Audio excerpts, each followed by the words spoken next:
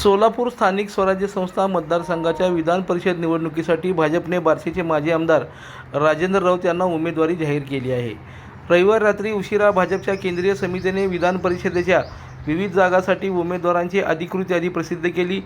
सोलापूर विधान परिषद निवडणुकीसाठी 18 जून रोजी मतदान होणार आहे। स्थानिक स्वराज्य संस्था मतदारसंघातील संख्याबळ लक्षात घेता भाजपकडे स्पष्ट बहुमत असल्याने पक्षाचा उमेदवार कोण असणार याकडे राजकीय वर्तुळात लक्ष लागले होते।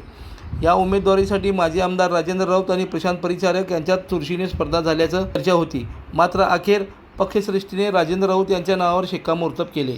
राजेंद्र राऊत यांनी बार्शी नगरपालिका तसेच बार्शी कृषी उत्पन्न बाजार समितीमध्ये केलेल्या कामगिरीमुळे त्यांची पक्षातील पकड मजबूत झाली होती। स्थानिक पातळीवरील संघटनात्मक काम, जनसंपर्क आणि नेतृत्व क्षमता याचा विचार करून भाजपने त्यांना ही संधी दिल्याचं मानलं जात आहे। उमेदवारी जाहीर झाल्यानंतर सोलापूर जिल्ह्यातील भाजप कार्यकर्त्यांमध्ये उत्साहाचं वातावरण निर्माण झालं असून स्थानिक स्वराज्य संस्था मतदारसंघातील संख्याबळाच्या आधारावर राजेंद्र राऊत यांच्या विजयाची शक्यता बळावली आहे। लाईक करा, कमेंट करा आणि सबस्क्राइब करायला विसरू नका।